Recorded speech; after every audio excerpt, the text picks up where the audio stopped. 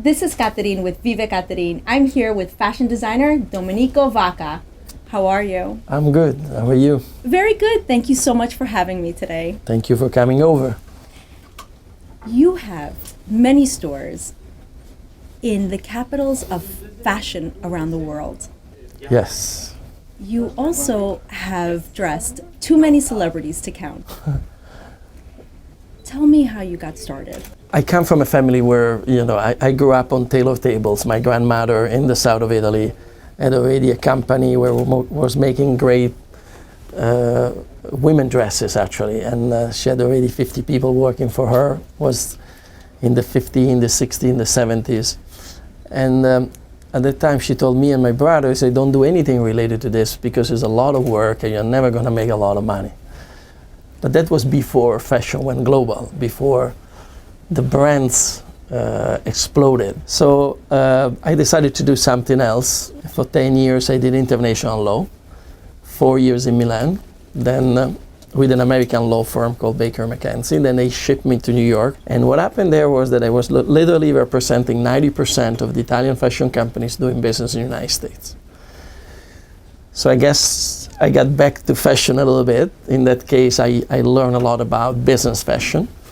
I represented a lot of brands from Versace to Zegna to Tod's. And I said, okay, why don't we start educating the consumer so they can understand the difference between made in Italy and made in other countries and why we're a little bit more special and more into quality. So I had this idea to start the publication called Italian Magazine. And so now I had every issue like 200 pages of advertising from Italian companies. And I had an opportunity to visit a lot of the Italian companies, not only in fashion, but in jewelry, in furniture, in food and everything. So I was exposed to the best made in Italy product and companies in Italy. And so that was, I learned the business side of fashion there. I learned it a little bit more when I was with my grandmother, dealing with that and cutting little swatches and everything. Then there was the publishing company, so I learned about made in Italy products, how companies do it, how to promote made in Italy. And then the next step, then at a certain point I left after 10 years my law firm, and I focused on the publications, and then somebody from Italy asked me to become partner in a high-end fashion company, and I did it. And so I thought that was my call. So 19 years ago, it was a long time ago. And you haven't looked back. I've not looked back. So I was there, and I started with this company, and then 4 years later, I started my own brand. And the idea was to really bring at the time, because mainly it was based in New York, to bring really the best that Italy could offer in terms of craftsmanship in the men's collection and the women's collection. And so we started with that idea that still we have now after 14 years of my brand. And from New York, we went to Miami, we went to Palm Beach, we went to Beverly Hills, we went to London, to Milan, and to Mexico City, and to Mayacoba in Mexico, and then we went to Doha in Qatar. So now we have 9 stores around the world, and the concept is always that, is to bring the best craftsmanship that you can have from Italy in ready-to-wear and in custom-made and couture. What qualities would you say your customers most appreciate about the Domenico Vacca brand? I think it's a mix of 4 or 5 things. Number one is the quality of the fabrics that we use, because the first thing that you do is actually to touch what you wear and get an emotion from that. So definitely we look for really, really great mills and fabrics. Can be for shirts, can be for blouses, can be for jackets, for suits, for anything, for handbags, for alligator handbags, or whatever it is. So definitely the fabrics and the material is very important. Then there are another 2 things that go together, is the handmade work, is the craftsmanship that goes together with the fit. Because especially when we're talking about shirts, suits, jackets, tailleur for women, you can achieve a certain fit only if you can put a lot of human hands in it. You'll be showcasing your Spring 2014 collection at the Trunk Show this evening. Yes. What are the overarching themes in this collection? For men, to have a silhouette that is closer to the body, a pants that is a little bit narrower, so slims you up, gives you the shape that you need to have, is even more accentuated in this collection. Number one. Number two, the increase of the linen fabric in the collection, meaning we do very lightweight wool, Super 150, Super 160, 180, jackets and suits, but also we went to the cotton, and in particular to linen jackets, beautiful color, very soft linen. We did a beautiful jacket, it's a safari jacket in a great linen, washed. So something that can be still dress up, but you can dress it down. So I think it's this slimmer silhouette is to have softer fabrics with a lot of linen in the collections. And in terms of colors, a little bit brighter colors in terms of light blues, baby blues, and also plaids, checks, where there are colors that go together and make the jackets, especially for men, more interesting. We did a great collection of denim again. We do it every couple of seasons. The first collection was a big hit, and then now we did this where all the trims are in alligator, on top of the pockets, in the back, in the front, and it's very, very nice. So we combine the luxury of the alligator with the ruggedness of the denim. So it's the yin and yang of luxury and casual. So that's what's been going on in your denim world. Tell me about, go ahead. And I was telling you about that. We talk about men, let's talk about a little bit about women. What is spring? Spring is beautiful dresses, great fabrics. And what we do in the women's dresses, we bring all the details that we have in men. So all the dresses for women inside are all hand-stitched. The lining is hand-stitched to the dress. We do piping all around. We do a lot of little things here and there that even the label in the women's dresses is cross-stitched by hand.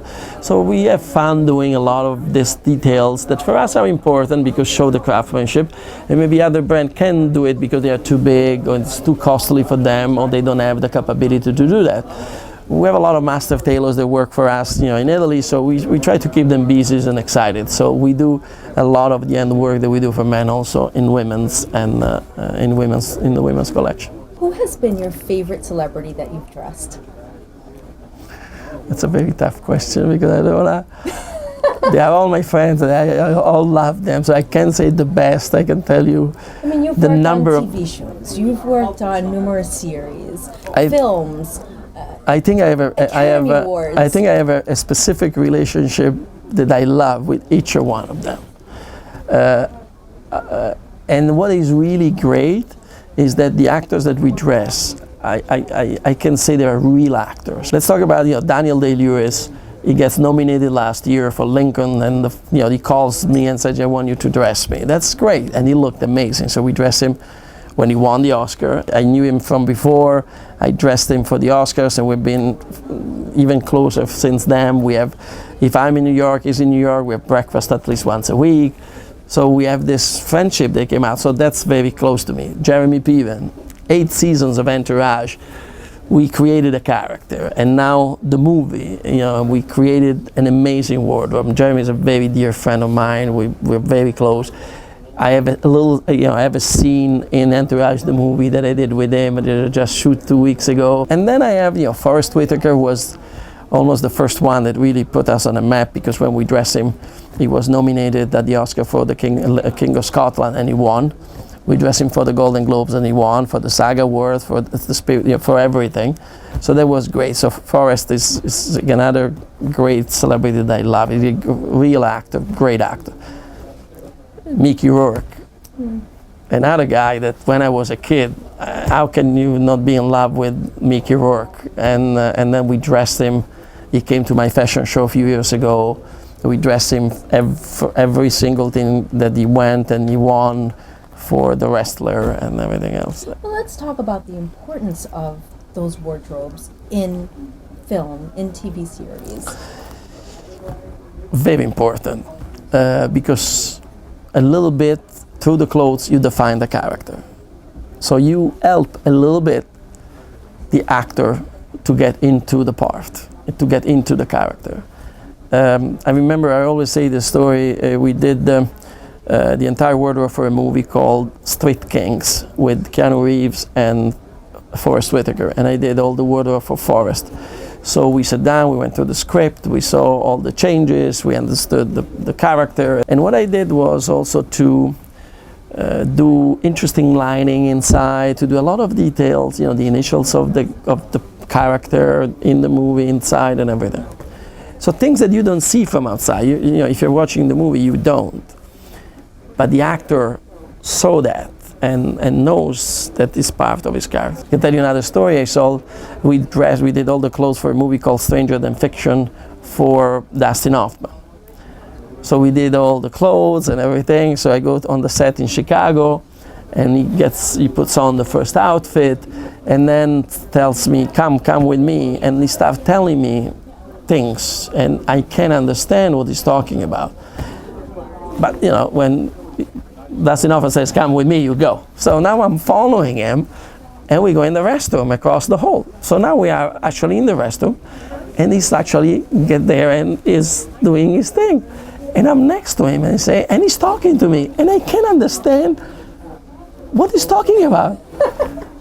So now we go back, and he says, great, the costumes are fantastic. So practically, he was saying a scene, that, you know, the lines of a scene that he had with Will Ferrell in the movie. And at that point, I didn't get it. Then I went to see the movie, and there is the scene that they are in the bathroom, and there is Will Ferrell, and you know, they are talking, and he's doing his things and everything else, and he was redoing the scene just to see if the clothes would be great for the part that were right. When you do a wardrobe for a movie, you have only the character in front of you, and you have to help a little bit to give him some life. You're known as the Ferrari of fashion. Is it the Italian connection? Tell me. I think it's Italian connection. I think that they started everything many years ago. There was a great article, there was an interview on an Italian newspaper called La Repubblica. And the journalist came out with this label that says, Domenico Vacca is the Ferrari of clothes. And we liked it. It's a mix of the things that we do. It's like, you know, it's handmade, the craftsmanship is great, it's, you know, very powerful look, and fits at the end of the day as a color. So we like that.